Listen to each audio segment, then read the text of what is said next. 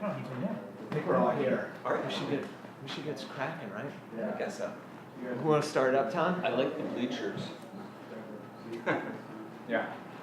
That's for the crowd. You could, yeah, the crowd could everybody just know line up Tony? there. I met Dorian. Nice to meet you. He's, okay, do you want to sit in there? Yeah, sure. It'll be a little tight, but. He's I think in. it's. Yeah. Hey, I'm Gus. Hey, I'm Tony. Nice to meet you. Tony John. Hey, John. Good to meet you. See, I looked at the thing that Tom sent out. I saw a lot of your websites already. I'm still coming up to speed with anything, but it's always different to see it in person. Oh, yeah. Yeah. Sharp looking stuff. Sharp looking. That's funny. That's funny. Now, Gus, what are you doing with your? No, sorry, Tony. What are you doing with your stuff now? Well, mostly I do illustration. Okay. So a lot of what I do, it's commercial driven. So I'll get a job, like a client will call me and say, hey, we need to do this or that, and then I'll throw sketches out there, and then I usually make a painting. I always start with a commission. What's the editorial? Yeah, pretty much, yeah. Last month, Rolling Stone. Rolling Stone. So I always have something to work from. There's always like a front, I guess. So, yeah. Is that always what you wanted to do? I always just wanted to make art. I guess since I have a graphic design background, I kind of fell into that whole like commercial setting. So it kind of makes sense for me to one thing kind of led to another. So yeah, so that's kind of how. And Peter, tell us a little bit about what you're doing. Yeah, right now I'm going to be in a show at the Flag Foundation that Eric Fischel is curating, Disturbing Innocence, and I'm looking forward to that. I'm going to be in a show in a gallery in Tulsa, and then a show in Chicago, or actually Indiana, in the next couple of months. I'm finishing up an MTA commission, which has 17 stained glass windows and 5 mosaics out in Massapequa, which is cool. So most of that's installed. There's 3 mosaics that still have to be done. And then I'm kind of working on a graphic novel about hitchhiking in the 70s called Hitch About. And, Really? and then I've been working on a bunch of video animations. So I've got Peter, my goodness. a Vimeo site for that. Wow. And then I'm also the dean at the Music Academy of Art. That takes a little bit of my time too. Wow, very impressive. John, tell us a little bit about yourself. I also teach at the New York Academy of Art, and I run the printmaking program there. And we just got done finishing printing 150 of Xavier Leclerc's lithographs, and that was a lot of fun for his show at the Quinn Hotel up on 57th Street. But in terms of me, I was helping with that project. It was mostly students working on it, though. I have a show coming up at Gallery Poulsen in Copenhagen in January, and a solo show of that'll be that Copenhagen show will be a 2-person show, and then a solo show here at the Center for Book Arts also in January, and that's one of my that'll be 80 of my wood engravings. I made a wordless book in the tradition of Franz Mausriel and Len Ward from the wood engraving books or woodcut books without words. That a lot of people don't know about these, but I did this tradition because it's kind of under the radar. But they're just like smaller versions of the kind of thing that I'm doing in this large woodcut up here, and so I'm looking forward to that show as well. And my work. This is actually more recent. My work is comes out of video games. I rebuild the spaces and in using 3D modeling software, and then I make woodcuts and paintings from these particular scenes from gameplay. Wow, very interesting. Gosh, I just have to ask, what modeling software are you using?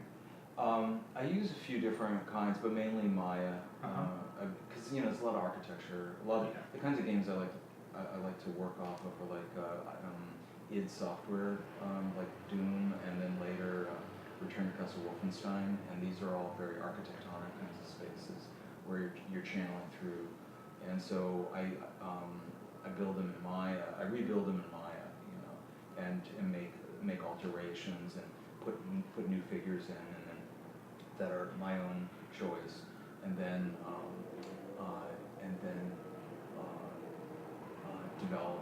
develop them into kind of images that either wind up being paintings or woodcuts, like as in this one. Yeah, that's fascinating. Yeah, I use Poser a little bit, but For the figures? yeah, but they're just so mannequin-y, Oh, you know. of course. It's kind of frustrating. So what I've done is I've switched to ZBrush, and I'm doing a lot of sculpting my own figures now, Okay. and rigging them up as best I can. I'm really bad at this kind of stuff, but for a tableau, you know, for just a single image as opposed to an animation, it actually it doesn't require like having extreme finesse with the software, because I'm not animating them, but I can get them posed right, and So you're posing them. That's good enough for my images. Do you bring your whole scene into ZBrush, or do you leave it in Maya and just sculpt your figure there? I sculpt the figure in ZBrush and export it to Maya, so everything's put together in Maya. Okay. I don't know ZBrush that well. I've only been like playing with it for about a year. Okay. Tell us about yourself, Gus. I'm a comic artist, and I don't know, I've been working in the field about 2 years. Have a science fiction comic on Image, which is sort of one of the best places to go for comics these days. I feel very honored that our project is on there, and it's sort of a legion of superheroes redux with sort of more HBO themes or whatever. And then, I don't know, I've done a different comics work for different people. I'm doing some DC work coming up. I don't have quite the legionistic resume that you guys do. And, I'll be shorter than everybody. I really will. I used to illustrate in my 20s, and it changed my mind about what I was doing with that and my relationship to it. It was very much like you, Tony, that I had initially started out, like you said, that you had always wanted to do art. And that was my initial impetus. I was inspired by the things around me and by life, and wanted to, my father was an illustrator, and it all seemed really very exciting. And it wasn't too long after I got into illustration that I realized that it really wasn't for me, and commission work and of that nature. Though I loved the medium of it, and I loved storytelling and narrative storytelling, the art direction kind of nettled me, really bothered me badly. And then I always liked people and painting from life, and that's really how I was trained. And so I started doing portraits as illustration was really moving more towards computer-generated things. I just wanted to work traditionally, so I started doing portraits, and I've done that for a number of years. I illustrated for about 10 years, and painted portraits for close on 20 years. And overlapping all of that, I've always been working on my gallery work and my personal work, and hiring models, and just doing my own things and having shows. So I think that the person who's hosting this had called me, and it's an interesting sort of discussion that we had on the phone regarding the difference between initially wanting to be an artist, and then what you do with those skills, like after you develop them and you develop your superpower, so to speak, how do you make money with that? And what's the difference between the personal work and the gallery work and the illustration work, and is there a difference between the two? And before you all showed up here, Peter and I were having an interesting conversation about that. want to sort of weigh in on that? Well, yeah, I mean, it's interesting for me. I was saying that because I was educated in the 70s, and that was a period, at least in New York, art educations, where there was a real focus on reductive formalism in academia. A lot of artists that were teaching were people that had sort of been influenced by people like Ad Reinhardt. And I always made a point of taking at least one illustration class a semester just to make sure that I was still, to some extent, developing my skill set, but also being engaged with storytelling and metaphor and meaning. And I'm sorry to interrupt you, but reductive formalism, just for those that don't know. well, it's basically where you strip everything out of painting, in the case of Reinhardt, down to basically paint and surface, and that's it. I've actually got a couple of quotes here that I think are funny, or maybe not so much funny as just instructive. Yeah, they're, so we were covering this before, and they are. They're very telling. Yeah. And it really clearly defines the difference between, essentially, I think, what all of us are about, which is storytelling. And here we are being recorded so we can tell stories and share like ideas in a social context. And what he's doing, which is what he's stating in an absolute manner, it's clearly black and white, which is the opposite side of what we're doing. Well, and it's something that had been evolving to a certain degree, and Clement Greenberg is certainly central to this discourse. But he, in many people's minds, was kind of the apex of this moment. You could argue that Robert Ryman is also. But so he laid out a bunch of things. He's really considered a kind of central intellect at the time.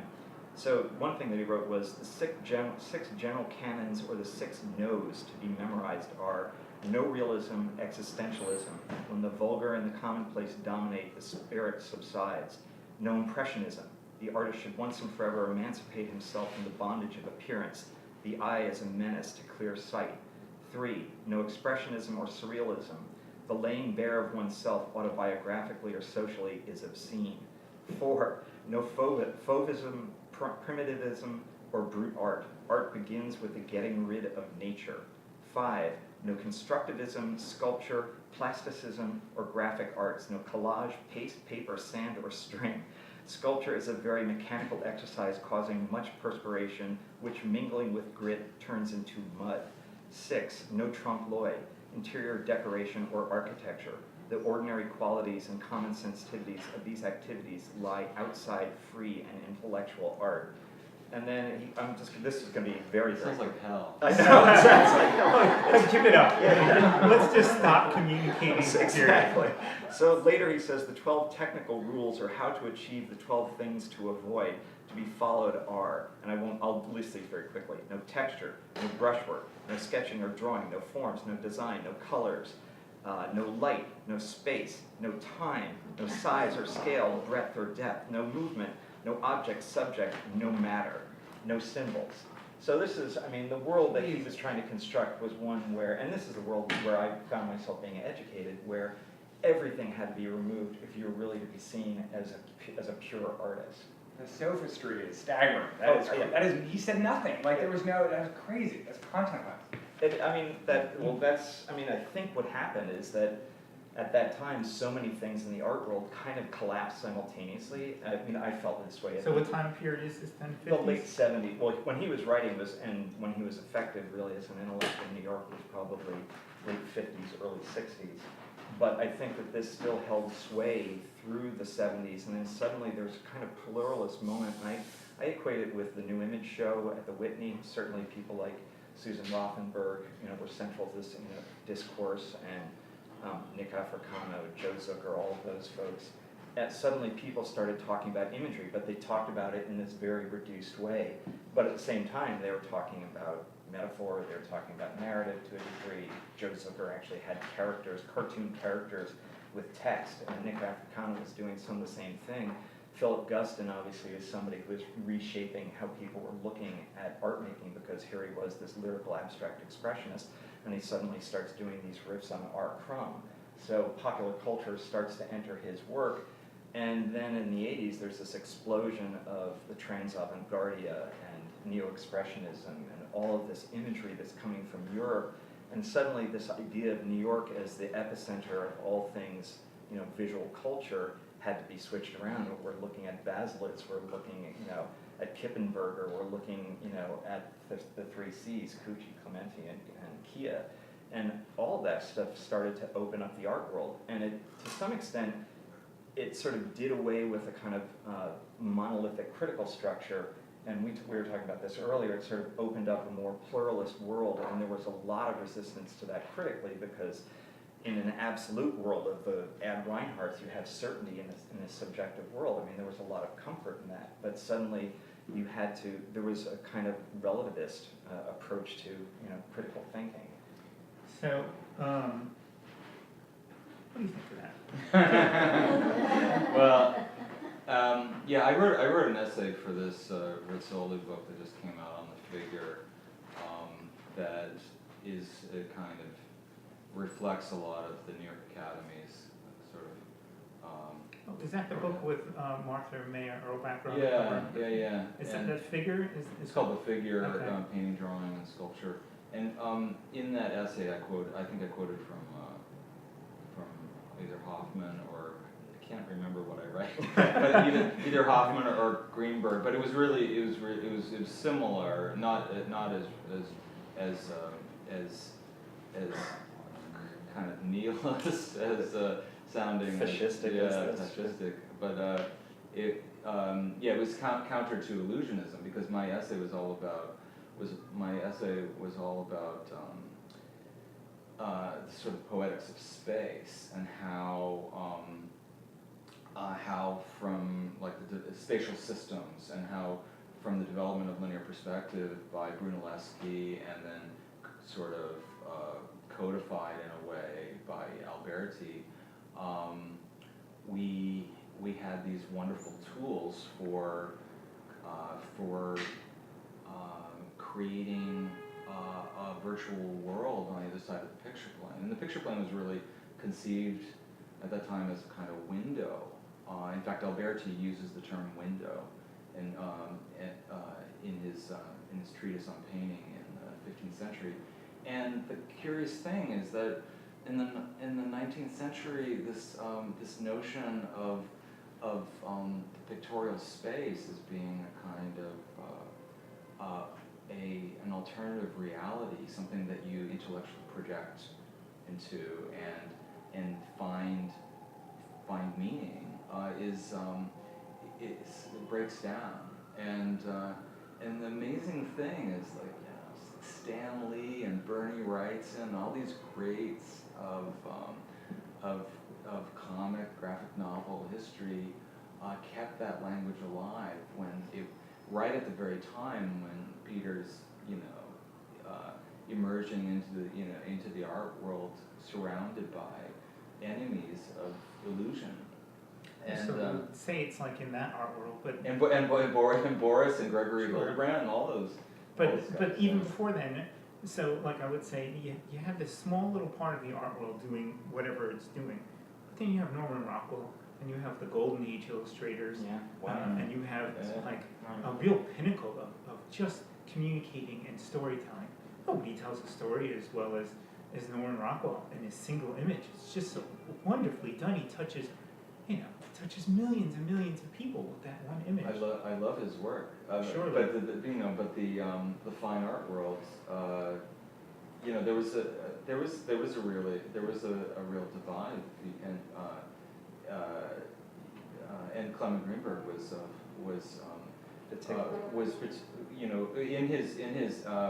in his essay, which is published in the book Art and Culture on kitsch, and actually on avant-garde and kitsch is the name of the essay. He draws a line in the sand, really, between the likes of Norman Rockwell, who would be associated with social realism and fascism, and the avant-garde, which would be more closer to the terms that Peter used in describing. Was Ad Reinhardt you were quoting? Mm-hmm. Yeah. So closer to those lines. So would Clement Greenberg be speaking in an absolute manner for everyone, or just for this small little If you want to be taken seriously at that time. there was no alternative, really. I mean, that was so monolithic in New York at that time. Yeah, so yeah, it was a bit of monoculture, wouldn't you say? And so artists who weren't artists coming through, a lot of the art schools, painting departments that didn't have a kind of design illustration safe place, to be figurative or something, or work with the tools of the old masters, for example. They in a way got sucked up into this monoculture, and you see all of these artists sort of distilling and abstracting their language during that time, all the way through the 20th century. I would argue those people really are also theory illustrators to a certain degree. You get to a point where if there's a cult of the critic like Hunt Greenberg, and if you're trying to appeal to his aesthetics to some degree, He's dictating the marketplace. Yeah, he's creating the marketplace, and people are exactly sort of kowtowing to him. That's a great point. That's cart before the horse Yeah. problem, isn't it? Yeah, it is actually. I mean, that must still exist. I mean, that exists in comics to a large degree. There's like a few sources that people refer to as what ordain the quality work, something else is. Like who? I don't know. There's, just different. I don't know. It's mostly like there's a few essentially reviewing websites that then if people refer to, and you get repicked up, you get your diamond sales change according to like If you're mentioned on these websites? Yeah, if you're mentioned, you get like an advanced review or something like that. And how did they achieve this credibility? How did these critics in particular? I have now I know right after sort of the weird media diaspora. I don't know at all how anybody is getting. I think it's probably somebody is looking at logarithms about how many people are. I mean, I assume somebody's websites are just visited enough, and so they have enough of a pull, and so there's like 3 essentially comics reviewing websites, sort of CDR and Multiversity, and I don't know who the third would be, but that's that. Yeah, it's strange how much that directs traffic. Wow, that's interesting, because in the art world, the cult of the critic is no longer really. Critics are always complaining about this, that there's a critical crisis because of the sort of relativism of the art world. But consequently, even if you're Roberta Smith or Jerry Saltz, you don't have that kind of power any longer. I mean, you can certainly drive people to a show, but you don't make and break careers in the way that you're talking about. Well, I don't think it's nothing quite so drastic as that. It's still dictated by the plebs. I mean, it's by purchases and it's still really just people will. That's all for everything that isn't the Batman title. That the regular 80% of the people that are actually buying comics are purchasing the same Batman title for its entire run. And then the other small 20% that people fight over, which is sort of critically reviewed or critically acclaimed or not comics. That's sort of where the battles are fought there. As a medium, thinking about like comics, and Comic-Con is going on right now, and I think more and more today, the dollar speaks volumes more so than critical review. So Comic-Con, that's happening just up the street, it's got almost 200,000 people there. That speaks volumes about an artwork that talks to the people and means something to them today. And it's not what the people in comics are talking about either. It's still the the public. same. Well, yeah, no, but I mean, the stuff that people are going to Comic-Con for isn't even the same thing that people in comics are excited about looking at or anything. It's So just. tell us more. What are they going there for? What are those 200,000? They're going there they're going there for the sneak preview of. I mean, it's Celebrifest. And for better or worse, I maybe sound more bitter than I am, but it's to meet the Will Wheaton cast from your favorite thing, get signatures there, to go and watch the new Marvel sneak peek on the giant stage, and maybe then they'll try to Stan Lee to do a little puppet dance, and then go. There's not. Well, it's the excitement surrounding. Surrounding major media properties. I mean, Right. comics are to a certain degree at their high levels. They're they are like the Coke mills for Film movie industry. industry IP. Yeah. I mean, don't you think it's funny how long it's taken for the film industry to realize that comics are essentially a giant storyboard for a movie? Oh, it's well, and it's funny how much that and that turns. But right, they can also they're not in the Screen Actors Guild, so they can option 5 comics properties for the price of 1 script from a guild, like a guild writer, and then at the and then also now there's someone just approached me yesterday. It's so reductive. Some of us do look at this as an art form, and it's so sad to have these people approach you, these sharks that just they are explicitly for sci-fi properties, explicitly creating an entire graphic novel. I would add to that, guys. I actually did a project for a client in California that did exactly that. Yeah. They had hired a storyboard artist, and they were putting together basically intellectual property that they could then vet somehow in the marketplace via Comic-Con or whatever, and then sell to a movie studio. So the end result was to make a film, was to make major media. It was never to make a comic. It was never. I mean, they wanted the comic to be a good enough product because it had to be. Otherwise, there would be no interest in moving it forward. But the end result was not the comic. It was like a stopgap in a way. So is that bad? Sorry. Is that bad? Would you say that's bad or? No, I don't think so. I think it Okay. gives artists along the way a chance to exercise or stretch their muscles. I got a chance to work with some really great storyboards. I was doing the rendering on them. Yeah. But maybe I would say it lowers the appreciation for the medium. I would say it is bad. I mean, coming from that's my sort of exclusive avenue. I mean, other than some side illustration stuff, I'm devoted to comics. I love them as a medium. From all the indiest to the most genre fiction-y space pulp. I love good stuff is good stuff, and it's sad when it's But what about when it's somebody like a Frank Miller and it seems to be almost religiously reproduced in film? Obviously it was not made for film, but it's ideal for film. Did you ever read those? Because it wasn't that religiously done. It was better than most adaptations, but it's totally different. That's as far as you can go with it for sure. I mean, you can't really get it, just for timelines involved. It's different. It is. But no, I don't. But I think like that both can sort of help the other. That's what Like comics, it's clear, that the comics have a huge audience, and you can test the marketplace in that way and see if the story and there's interest in it in a way that's further than regular storyboard. And just to speak on that question really quick, I think it's the same question with novels. It's like how faithful. I mean, The Shining is a phenomenal movie for a sort of a mediocre plus book because it was totally. Some things are good with faithful adaptation, but not that many probably.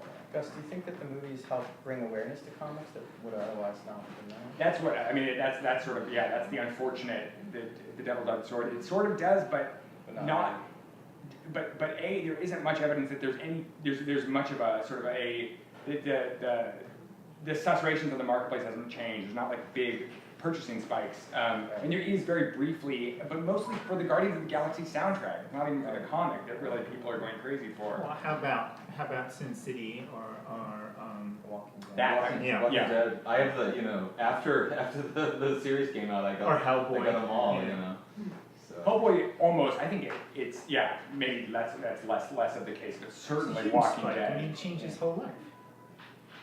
He was such a super figure, such a god of the comic industry before that I have a hard, I can only ever see him to that. So I think that the two, I guess what you're asking is don't they help each other? I don't know the answer to that. I mean, I think in some cases maybe yes, in other cases maybe no.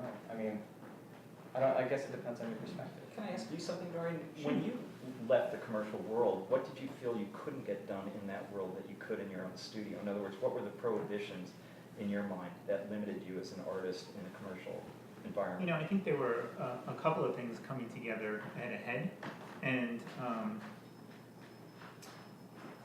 to say what Tony said, that my initial interest in art was with comics and with movies and that type of thing, and there were things that I was working on in my and I love the medium. You love comics, and I loved reading comics, and some of them really spoke to me. And when I started working for art directors, the reality of it was that they weren't really into it, and they were directing things based on another, like it was all segmented, so there was, the editors and the market, the marketing department that were saying, you know what? Green actually sells really well. It's a hot fluorescent green, and we need you to use that, like for your background. And I was saying, it has nothing to do with the story at all. There are art dealers who talk like that. Yeah, really. So, I think there's it's Green doesn't sell, actually. Well, yeah, green landscapes especially don't sell. I've Yeah, painted a lot of green should be landscapes, so no, yellow and don't do this. purple. Suburban Yeah. grass does not work. but there's well, it's really interesting listening to this getting a kind of inside look at some of the kind of the graphic novel business and its relationship to the movie business. Yeah, there's a lot of crassness in the fine art world, and there's a lot of studio artists tend to think of themselves, I think, as making really risky speculative work that is not proven in the marketplace, and yet most artists are aware there's a market out there, and you can easily like walk when you're doing studio tours, like, oh, that's gonna sell. Oh, yeah. Oh, that guy can sell that stuff. That stuff just flies off the walls. Oh, this is risky stuff, and from studio to studio to studio, and then the way you're So talking. it's the stuff that sells, when you walk through a studio tour, it's the stuff that sells. Would you say that it's because it communicates something well, or is it decorative in a sense? And the stuff that's not going to sell very well, that might be more risky, is it because it's not communicating, and it's more in alignment with the things that you read from us that make it difficult for somebody, that when it's more challenging, that it's either darker or depressing, or what is the Well, the difference thing between is, two?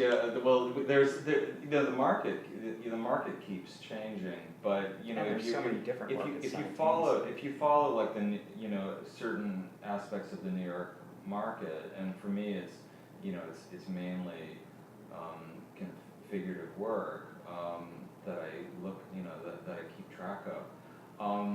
There are things. There's New York is in like interesting place between LA and Berlin in a way, and there's certain kinds of content and certain use of language that is hard to sell here, and there's certain kind of eye candy that is also hard to sell, but it does.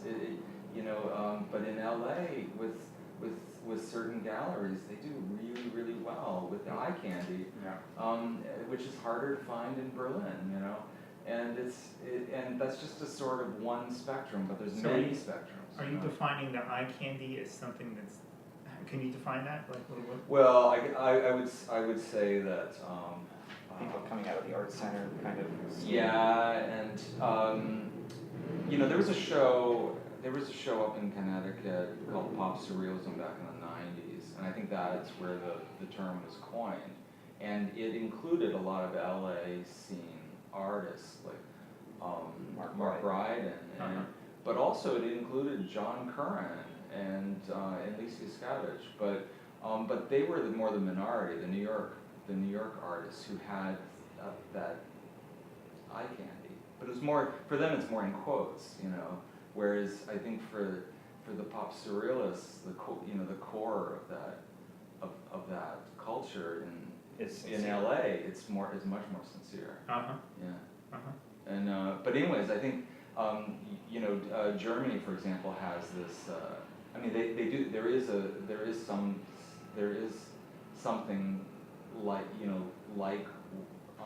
what we're talking about going on there, but they have a cultural sort. They're all like hardwired to appreciate the abject, and so they'd rather sometimes.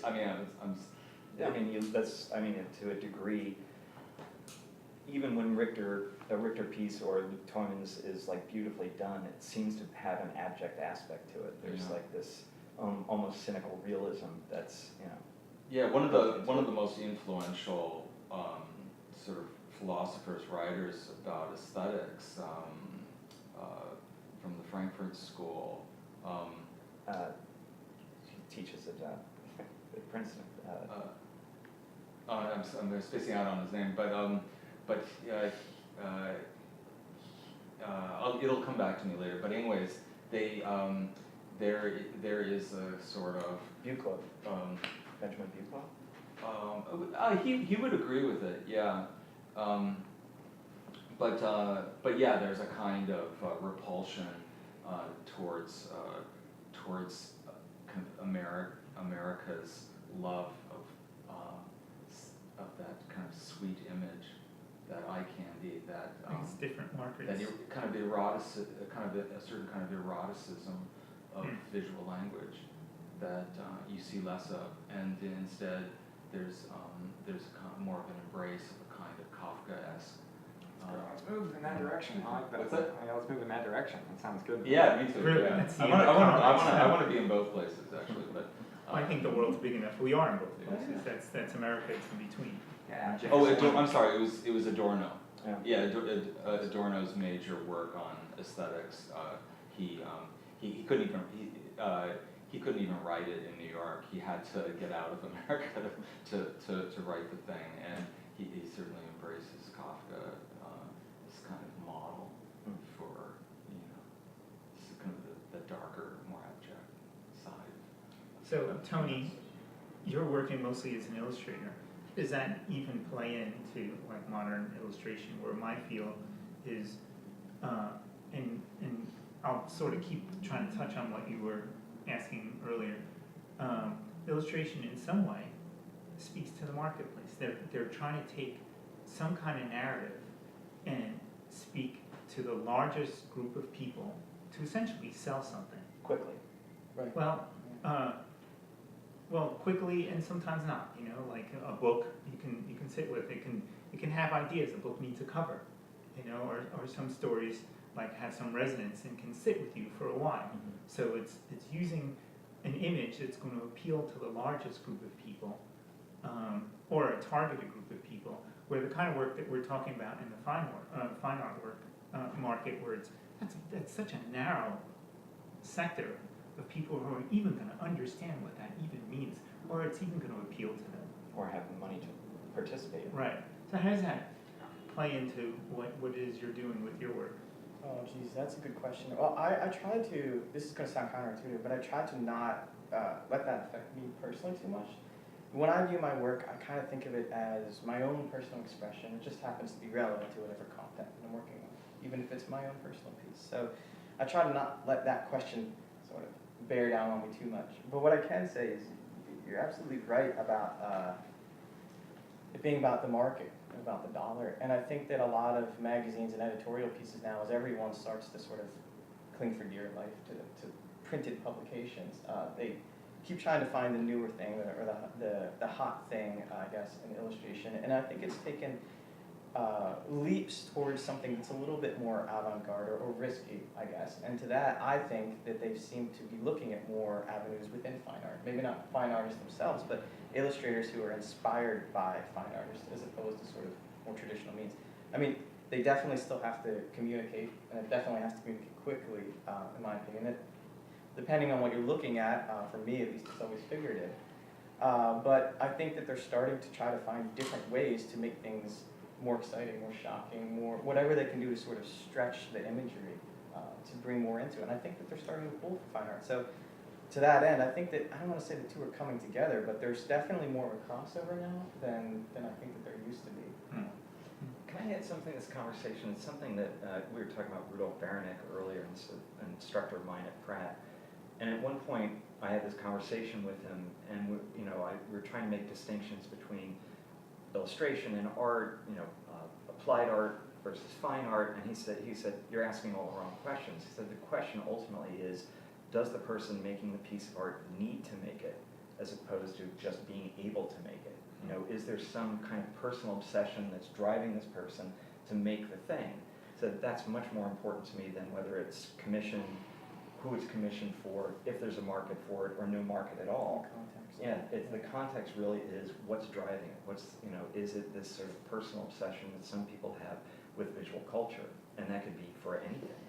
But I imagine if you did sort of if you did some sort, you had some sort of like grand test, there'd be so many works that you loved that just were people churning them out at some point or other. Or maybe not, maybe you don't believe that. I imagine that there's so many times that the conditions are not what we'd expect. It's not some great work of passion, but it's, you know, it's all of these other, like, But even like, you know, it's funny, we actually, you saw it at Island's gallery also, Island Weiss Gallery had a really beautiful parish piece, and it was a commissioned piece, it was an illustration, it was a woodland scene, it was nothing but that, and it was obsessively rendered. I mean, it could have been rendered. Maxfield Parish? Yeah, it could have been rendered very quickly if you wanted it to, but he didn't. And I would actually say this is true for Norman Rockwell. I went up to that museum about a month ago, and I hadn't been there in years, and I started looking closely at the paintings, and the paint application was time-consuming. Like, it was not thin. It's incredible impasto work. It's like all this reworking, there's all this impedimento,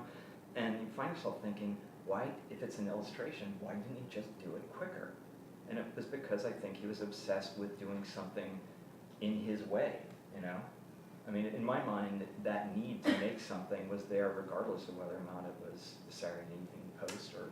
Yeah, I just thought, it sounds like attractive, it sounds like the sort of the lionizing, you know, the art, like the obsessed art, you know, sort of, it sounds like an attractive model, like an attractive narrative model that we would, that could fit into and we would classify or categorize work, but I wonder if it exists. I mean, there are times when I think when I'm unsuccessful in my studio, it's when I'm bored. You know, when the thing becomes formulaic, when it becomes something that I'm too familiar with and I can do in my sleep, and that's usually when I need change. You know, something has to happen. I would agree with Peter. I mean, for me, I teach at a university in Pittsburgh, actually, and that provides me a means. I mean, I also do illustration, but it makes me feel like I can experiment and I can still be myself in what I do. So it keeps me challenged. It keeps me feeling like I can take on risks and do these things rather than just cash in. So in a certain way, yeah, it is about my self-expression, and I agree with what you're saying. I mean, I'm not mythologizing the idea of somebody who, you know, is sort of compulsively rendering or something like that. You know, it's just, do you need to make this thing, or are you just making it because you can? Well, so the do you need, right, Yeah, is the on. source of motivation, right? Right. Like what motivates somebody, what compels somebody to create? And I guess that's different. I'm not sure exactly what you're saying, like, does that exist? Oh, well, I mean, does the, I guess one quick question. By need, you mean like it is some sort of some platonic artistic force, like breathing out of your pores? Again, like, I'm not mythologizing it because Okay. I don't believe in art mythologies. I mean that if you were on a desert island and you didn't have a client, you would still make the thing. The answer is no. Oh, really? That's not So- true at all. I'm just saying. Okay. We all like. I think that's a very pleasant. It's a pastoral view of how we function as artists as like these separate entities. But like, I think, you know, when the rubber meets the road, we're all. I mean, it's not When the that rubber different meets- of a thing. We have bills to pay, Yeah. but it's not all about paying your cell phone bill. To be alive is not all about, you know, just your bills. And as, I don't know that anybody started drawing early on thinking that they were going to pay their bills. You just did it because you like to do it. Sure, absolutely. And that's the source that's of what I'm talking motivation. about, yeah. To be able to key into that initial early response that's your motivation to create things. And create things as you get older and more mature.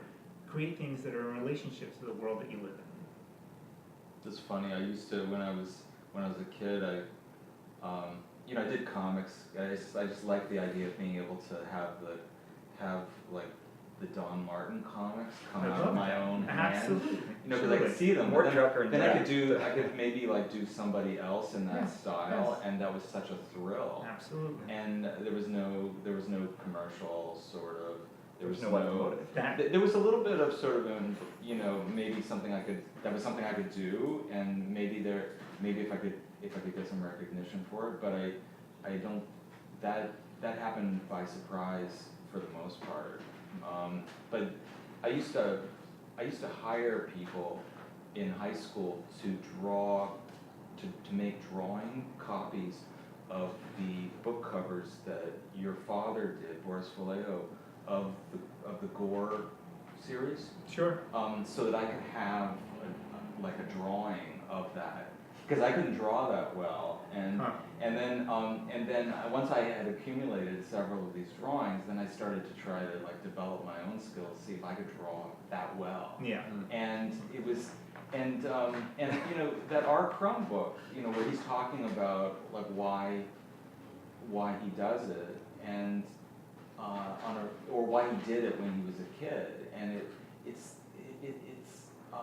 really seemed like there was this drive to create form, to create stuff, to make it real, to have like an alternative kind of reality. And he was a creature possessed. I mean, that's Yeah. one of those. That's really it. But But insatiable. yeah, in that sense, when you're most authentic about it, you become magnificently obsessed. It's funny, I have a friend who had a conversation with a very famous abstract artist, and this guy was painting stripes for his entire life, for literally 40 years. And finally my friend asked him, so don't you want to paint something else?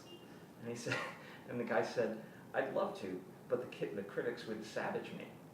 And so this guy basically he's got a cottage industry of making good stripe paintings. And in that way, he's no different than Kincaid. Absolutely, absolutely. I mean, he's basically just satisfying a market at a certain point. I'm sure early on in his life, he was challenged by his work, and he may find small challenges here and there, but I think that basically he's become a completely commercial artist, even though he's highly respected in major museum collections and everything else. Yeah, that's the rub, you know.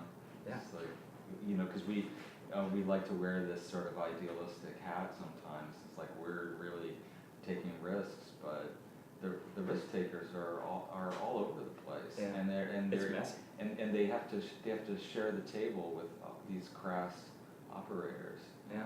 Well, in that sense, going back to that question, does he need to make that art, or does he want to? Because it doesn't sound like he wants to. I don't think there's the need or even the want, to be honest. I think he's just got a very lavish lifestyle at this point, and Well, that's a type. Yeah. that's what's motivating. But I didn't want to say that need-based art wasn't real and to be sought after, but I would just, I don't know, I just put my money on a lot of great stuff you wouldn't imagine being created in a fallow period or something like that. I mean, it's always, I mean, I'm sure you guys have come into a situation where you created something where you weren't that happy about, weren't so thrilled, and it's a thing that people love, like, where it's like a popular, yeah. Well, Maybe that didn't, yeah. Sure. But I think the motivation on the entire arc of what you're creating, those are like the little happy surprises that happen. But the motivation for what you're saying is if you can be genuinely, magnificently obsessed about something, where you're doing it and you're in touch with that thing, that initial spark from childhood that got you to create the way you were talking about Art Crumb, you know, that compelled you to do something. And I also think it's something just to keep as a kind of check in your studio. Like a couple of years ago, George Adams came to my studio as a dealer in Chelsea. I've been friends with him for a long time. He came to my studio and there was this big piece that I was working on. He walked in the door and he said, I can point to exactly the areas where you were bored painting. I know exactly where they are. And he started pointing them out, and it was true. I mean, basically, I was on autopilot for these large areas, and you could see that I was kind of like, you know, whatever. It just wasn't there. It wasn't present in any way. And you know, if somebody just walking in the door can see that, it means that I just wasn't on. You know, I just wasn't paying attention. I wasn't doing it in some way that was thoughtful or engaged. well, I guess I guess that's the value of exchange with other people, is that they can come in and kind of have a dialogue with you about your own work. Yeah, it's a good reason to have community with people who are just going to say, come on, you're resting on the Lift your laurels here. level of life. Yeah, right, raise the bar. And that's important. Ultimately, it's important that we can step out of ourselves and be able to ask ourselves critical questions as to why we're doing what we're doing, and if we're doing it in an authentic manner. So the guy that you were describing earlier with the stripes, and you were saying that's the rub. You know, you can get to a certain place where you have bills to pay and you have these things to do, but are you doing what you're doing because you really want to be doing it, or is it because of all these other ancillary things that surround the question? And how does that relate to that initial spark, and what makes you who you are as a human being? Yeah. What's your purpose and your reason for even being? You know, I'm actually always admiring people who kind of chuck everything up in the air. Like, I think David Humphrey is one of these artists who, he changes like every 10 years. He'll take what was like a really serious, successful part of his practice and just say, you know what, I'm bored, I need something new, and he'll bring something else into it. Natalie Frank does that. You know, Guston certainly was famous for doing that, where you just say, I just can't do this any longer, it's torture. And so you do the messy thing, and you know, there's gonna be 3 or 4 years where you're not quite ringing the bells right, you know, and then suddenly you get back into a groove and you find whatever is you in this sort of new body of work. I think that seems like the natural progression of maturity. Yeah. Yeah. The things that interest us should always be changing and moving. It's a very varied life that we live. I think Charles Burns's career is just really interesting. You know, there's all the different kinds of things as a kind of graphic novel artist, all the different kinds of things that he's done.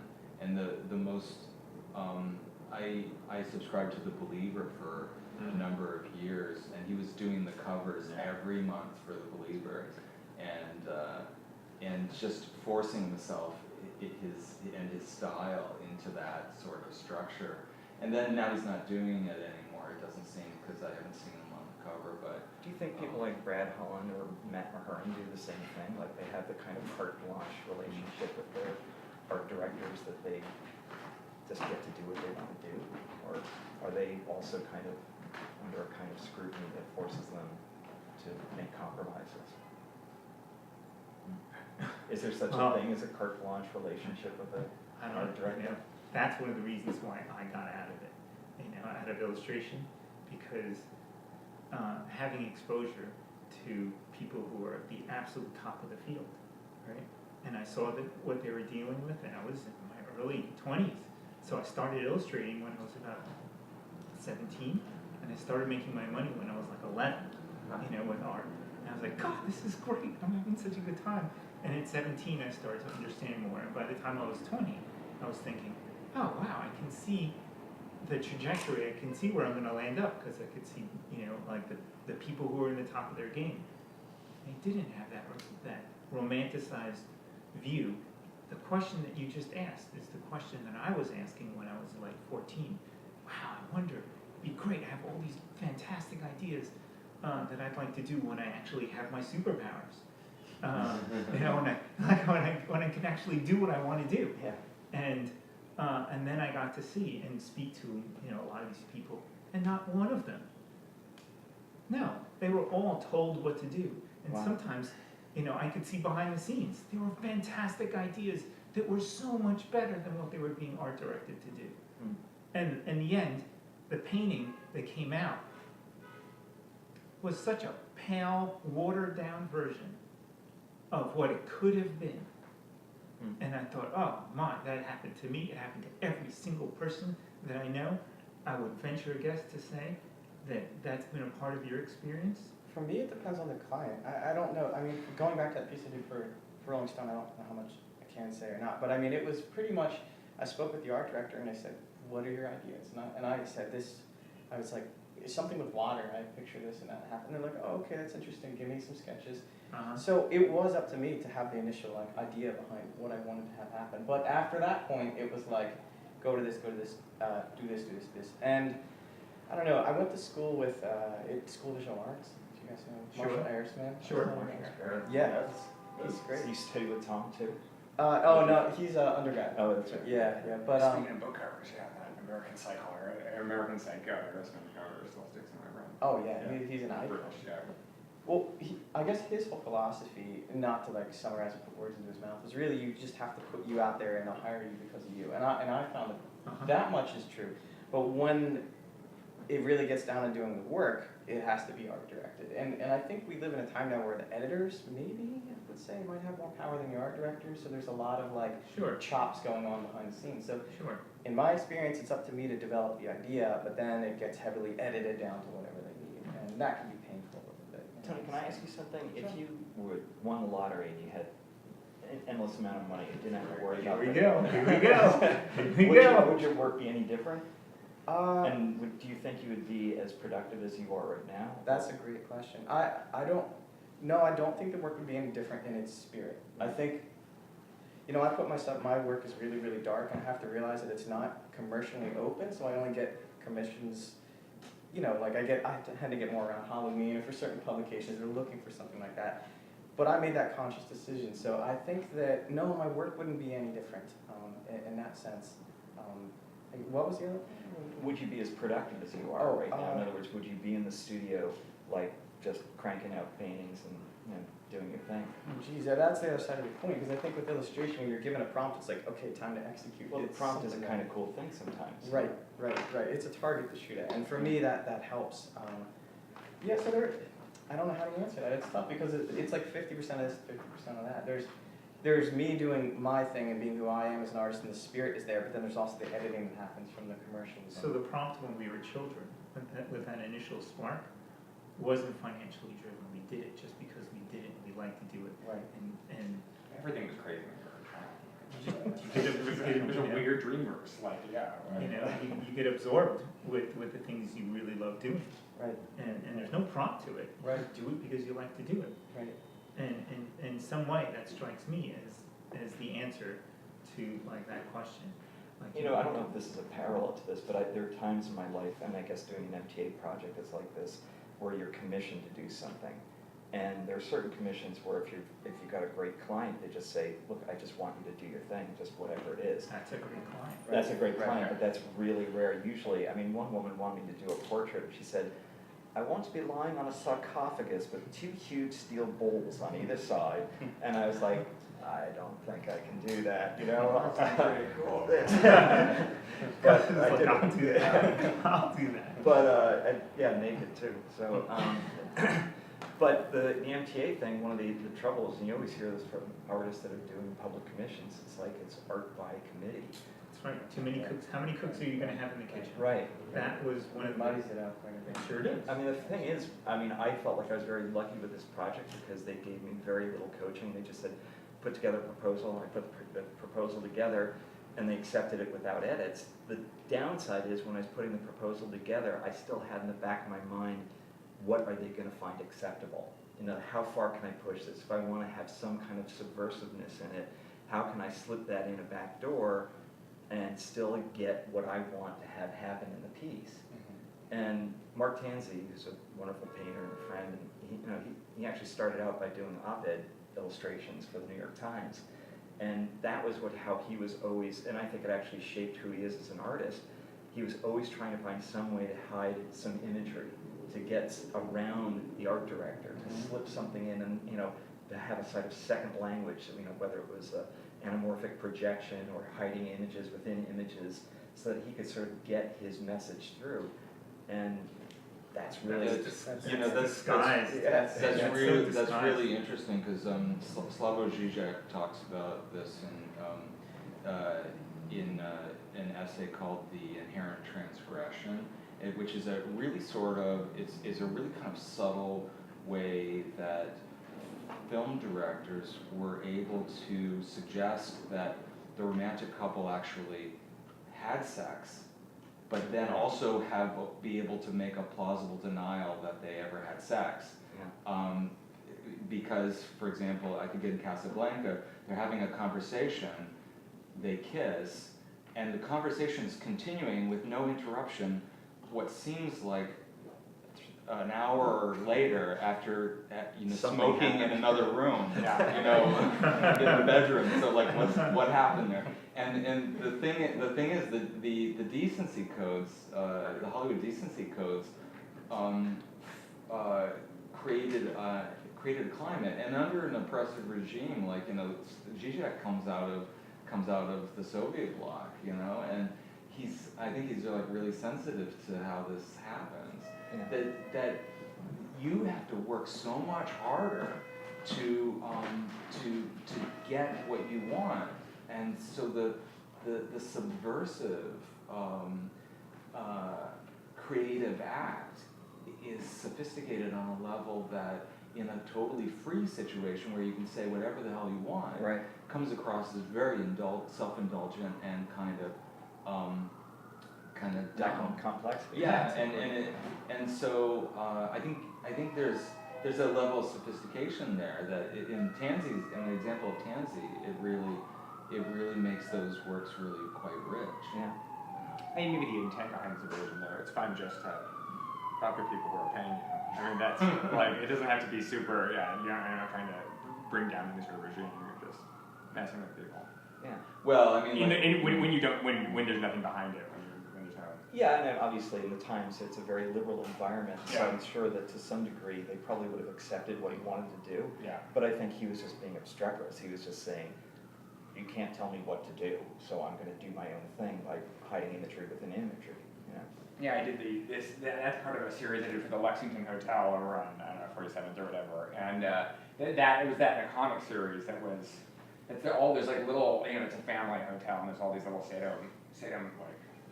sadomasochistic weird like things going on, and weird, and it was fun, and then there was like an unveiling of this thing, and a bunch of the hotel managers came up and were sort of horrified with that, and the content of the comic is this woman getting sort of trapped in the hotel for all of eternity, and it's fun, but nobody, I don't really have any skin in the game, there's no real problems. Right. They're paid me. Well, it's funny with the MTA thing, what I ended up doing is I was taking these macro photographs of miniature lead figures, and once you blow them up and you look at their faces, they look like the grotesque. They're molten, they're misshapen, and children look like monsters. And when I first proposed it to them, I was like, is this going to be okay? I mean, do you think the general public is going to want to look at something that's like that degraded? And they're like, no, that's actually part of what looks romantic to us. It's the aging of it. So they were sort of looking at what I saw as something as abject as something that was actually romantic, because it sort of harkened back to playing with toys that had been damaged and whatever. So earlier we were talking about like the value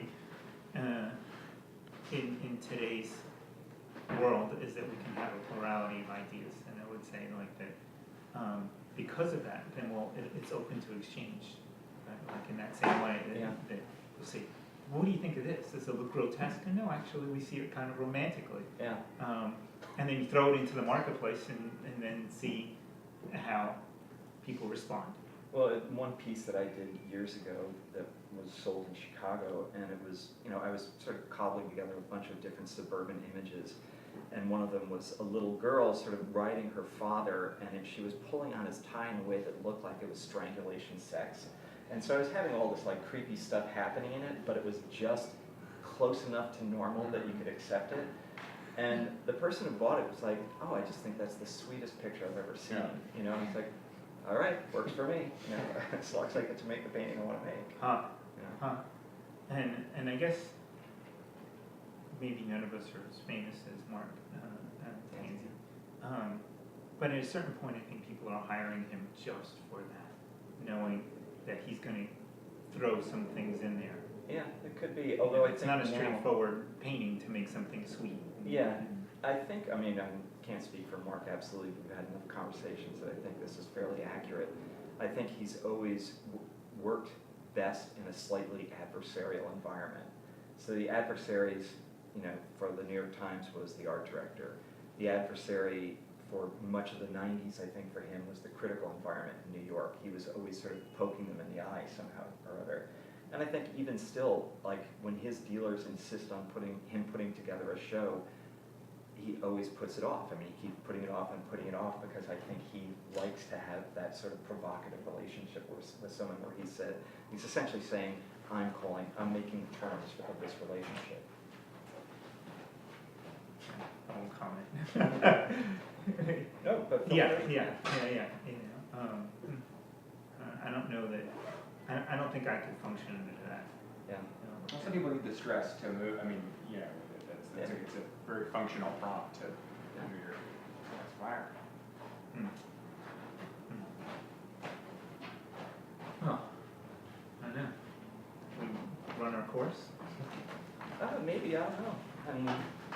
It's an interesting conversation. I still, the thing that I'm interested in the most is that, the art worlds that exist right now, this is sort of going back to your pluralism thing.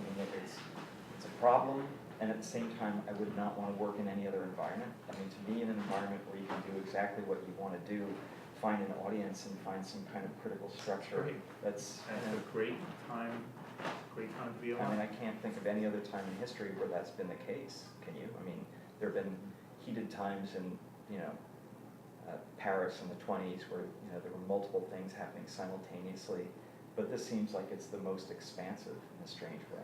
Oh, yeah. It's Oh, yeah. tolerant of Very everything. liberating. Yeah. Yeah, it's a bit of a golden age for comics. I mean, despite the hegemony of the Marvel movie, like there is I don't know if any of you follow comics at all, but a lot of these titles are just purely created around, and it's sort of like the lottery question lived out for a lot of these people. You can just create your own series that has almost, because the labels are sort of curatorially on point, almost everything they produce is of a certain caliber that you'll find an audience for it, and it has like the 20% of comics readers that like something different, and it's a playground for people who've been in the industry for 30, 40 years, who've always had this in the back of their mind, and young guys just coming into the game. It's very young people. Gus, how do you feel about the internet in terms of self-publishing? It's phenomenal if Is you that get good that, for if you industry? tap that vein. I mean, if you're particularly, there's a lot of things that how a friend of mine, Molly Knox Ostertag, just got they just started. They've had this webcomic that's like famously popular, and now they're transitioning into publication. But it's like Kickstarter, $65,000 for an $8,000 Kickstarter. It's those web fans, if you can get them, are they love you for life. You're their pocket, their pocket artists. They've had you, they've watched you change. They're afraid of you going under, so they're always dropping money at you. It's if you can get it, and it should be, and then there's a lot of, it should be probably, but that's sort of like the people that they want it a little bubblegum flavored, right? They want the my fine art friends, they can sell the paintings of the pretty girl a lot faster than the fat man like penning for gold. Like it should be, it should be nice too. So you get you get the Tumblr fans if you have a very particular product. But it's great for the people to do it. It's crazy. It's amazing. Total autonomy. When it's done really well, you can get some fabulous titles. Yeah. Blankets, I think we were talking Oh, yeah. about everything. Blankets, it's great. And the book that follows up on that, Habibi, did you read Oh that yeah, one? no, I didn't. Oh, it's fantastic. It's like fantastic, wonderful stuff. Yeah, I mean, but yeah, Fantagraphics functions a little bit like that in general. As sort of, I mean, before the internet thing, they have such a good eye, and you can just get a lot of groundswell and get just total things that would never get published. How I feel. It's amazing. John, you mentioned the pop surrealists earlier. It's sort of along the same lines, I think, that a lot of them, they were showing at La Luz de Jesus in LA and, not getting a lot of traction right away. And then they started self-publishing and doing giclée prints and getting material out there. And I think what they did is an end run around the critical structure of the high art market. They basically created their own market. They'd go on university tours with books that they'd self-publish. And, Billy Shire was backing this the whole time. I think he saw it as a really valuable tool. But, they didn't need the New York Times to be valid. They just found an audience. They found a really, as you said, a really passionate young audience that was into the prints and into the posters and things like that. And then other folks from, like movie directors and producers in LA that were really into the pictures because they were narrative, and so they were sort of getting support on so many different levels. Yeah, that raises a really interesting, kind of interesting question that I think that's part of the reason why this show was put together. I got a question from the host, one of our hosts, about sort of the difference between illustration and fine art. And the thing is, these artists are selling objects, and even though the illustrator makes an object, it's to be sort of remediated into print, for example, or television or whatever, and so this end run that you're talking about is entering into the print media in a different way with giclées. Mm-hmm. And already the pop surrealists are sharing a lot of their visual language is shared with the illustration world, children's illustration and the like, right? And so it's almost as though they created an elite status for a kind of illustration in a way. And for the object makers, and I think my wife is a good example of this. She got her MFA in sculpture at SVA.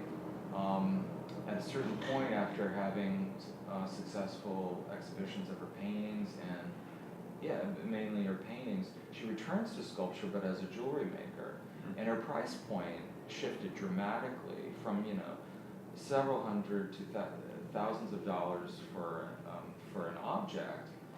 I mean, for it hung, shown in a gallery to jewelry that's That she's selling. that's in the two and three digits. Yeah, she's selling in volume, but every piece has an artistic investment, and this is through another end run around the market, which is the Etsy, where you can basically operate your own art gallery or craft, your own shop for selling your craft or whatever it is you make.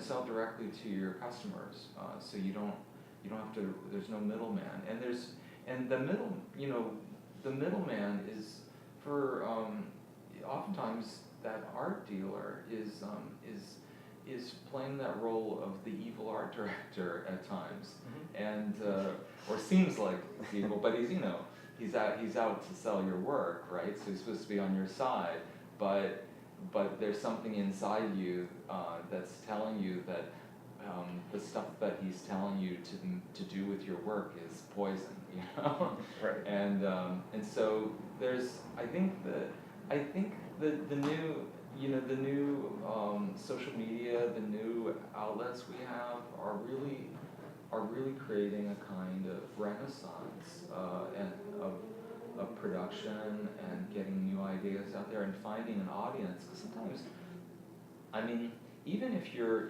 doing stuff that's at like that low price point of 2 and 3 digits, you don't need thousands and thousands of people to your audience isn't really going to be that much larger than a gallery artist who's has 20 pieces in a show and sells to 20 people, Well, and also there's something that's anti-elitist about it that's kind of nice. One of the problems with the art world is that you frequently are selling one piece to one very wealthy person who may or may not share your ethics. And in a situation like this, you're reaching potentially hundreds or thousands of people. Yeah. As a printmaker, I love the fact that that in the selling of my prints, the people who are buying my prints are people who they're people that have budgetary issues like I do. And like I go to the print fairs and I buy prints, so I have a print collection, some of which I've traded, but a lot of them I've been able to buy. And whereas my paintings, of course, The weirdest part of fine artist friend, man. Subject, you're beholden to the plutocrats. Like what a nightmare. That's the worst thing ever. Yeah. The people are ugly. Well, It's the 95%, making paintings for the 1%. yeah. Oh, I don't know. I think it's like the movies and the comics at the same. Like both feed each other. And the prints are a great thing. All of us have been excited and motivated by prints. Your Don Martins from early on were because of print. They weren't the originals. And your work gets seen in print. So and then the originals, if I don't know if they're all painted or they're digital or what. But if they're digital, they sit in a hard drive somewhere, and if they're painting, then I know a lot of illustrators whose paintings just sit in a closet. So Dorian, I'd like to make a little distinction there, though, because an illustrator makes an original, and then it's through photomechanical reproduction or some other media, it is that object is reproduced, right? But in the case of printmakers, there's no original. Right. That is the original. The original is not unique though, it's in multiples. There's no image, no You would object want. that is a reproduction of, in the way that, an illustration is reproduced photomechanically. There's the block. The block is not considered the work So- of art, it's the matrix for it, but Okay. it's not the original. But then if you're selling G-clay prints at a lower price, G-clay's different. G-clay's more like, And this is it's what you were more like talking about. illustration. Yeah, that's more forming a sort of a kind of elite reproductive market for the same kind of industry that you're involved in, where the work is reproduced in print, but sold for $1, $2 or whatever, whereas the G-clays are sold for hundreds and thousands. or sometimes less. G-clay is just, the French word for inkjet, right? Yeah, it's just they usually are expensive, archival, high quality paper, that kind of thing. Well, that marketplace that you were talking about with the pasta realism selling prints to the market, they're not hundreds of thousands, they're not thousands, they're really like in the hundreds. Yeah, In the hundreds of, but the volume thing is what. the takes volume it. thing and the marketplace, and it's the same marketplace that taps over into the comics and to popular culture and what's going on with the Comic-Con. That speaks volumes. It just speaks volumes. If you could make $100,000 in a weekend, that's gonna lift the eyebrows of any gallery owner. It's so right funny there. though, I think if you speak to most artists, they probably have like an underlying sort of Marxist bent, but the fact that you're participating in this system is, just this deeply ironic thing. Yeah. It's just, It's so it's funny. really crooked, but there are artists like Sue Coe, who's like a devoted political artist, but she sells her paintings for tens of thousands of dollars, but then she's always kept this print idea where you can buy them for $10.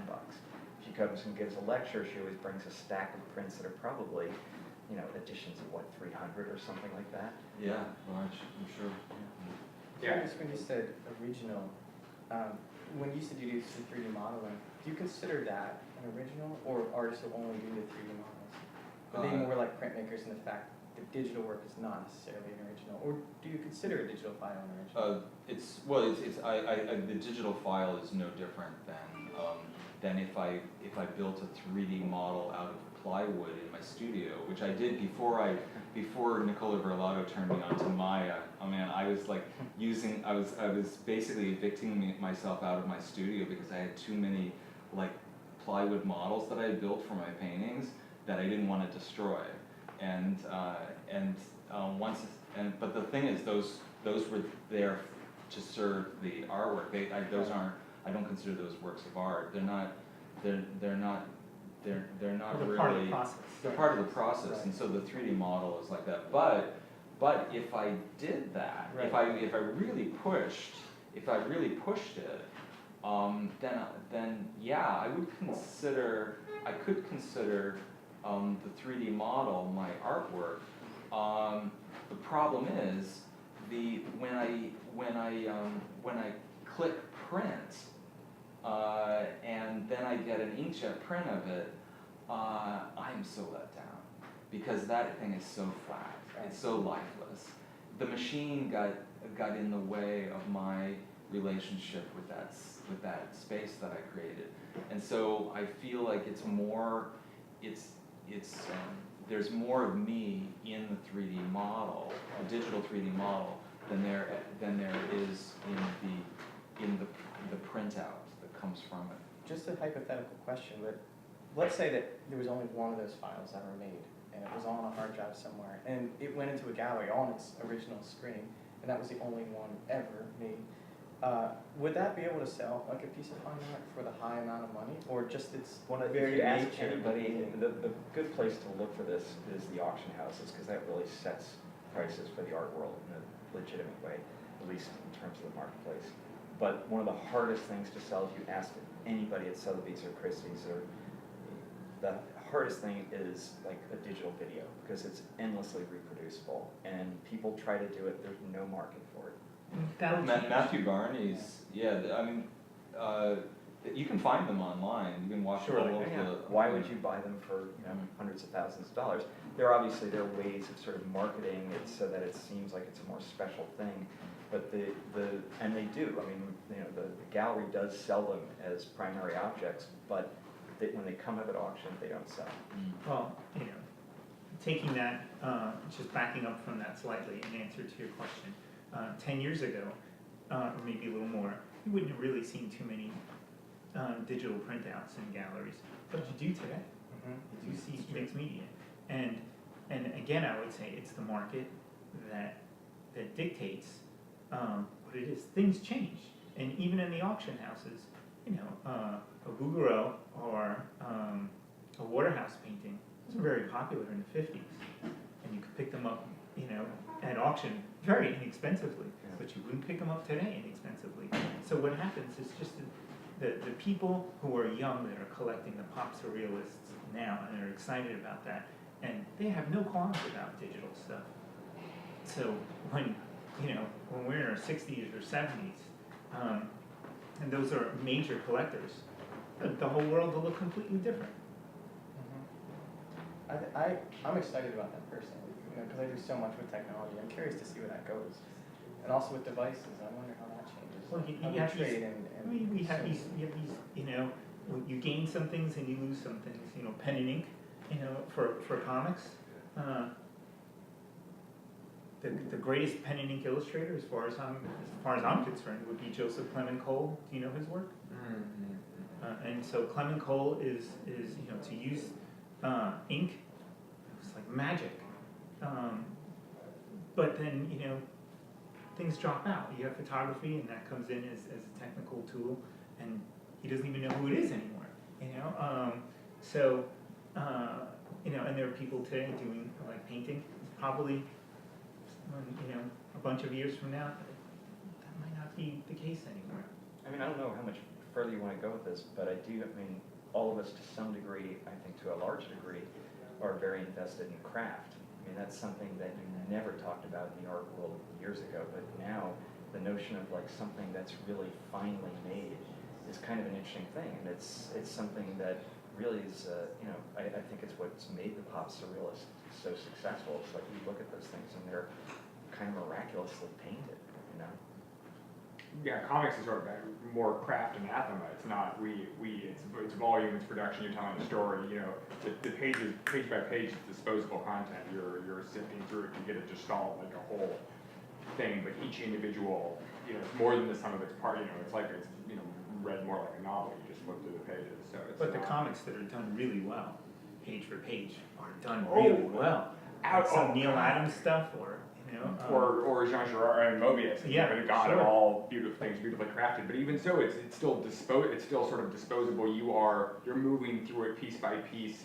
You really don't, unless you're a very specific type. I mean, a very specific type of reader, which is usually a comics maker. You're processing the whole thing, and then you're setting it down. And you're thinking about it. You know, you're not studying it. You're not instant. that's less disposable than the art that you were discussing or you were reading about. The comics that he's talking about by Mobius are less disposable, even though you go through them. They resonate with you. They sit with you in a way. Oh, I can think of no more personally important creator than Mobius, but yeah. And the truth of the matter is, I actually really love Ad Reinhardt's paintings, though. It's just, it's not his philosophy. I mean, when you see them in person, they have, you know, the same effect as a Rothko. They have this weird, hovering, beautiful, kind of spiritual quality to them. But, you know, it's what he had to do. He became so fascistic. He became so weirdly repressive that just as a philosophy isn't interesting. Or any other people. Yeah. It's pretty interesting. I mean, it's funny as like a weird moment. Yeah. It's hard to believe that was a thing. Yeah. I think that's about it. Okay. Thanks for coming. Cool. Yeah. Q&A? Oh, no. One more. Questions? No? Okay. Right. Well, thanks, Tom. Thanks, Dorian. Thank you. Yeah. Great. And Thank you. for the conversation. That's Tony, John. Yeah, that was great. We should get together more often. This is fun. Let's go. Yeah, let's fuel it with some liquor first. Yeah, next time I'll have whiskey. Yeah, absolutely. Sounds good. Yeah. All right, cool. And the live stream. And scene.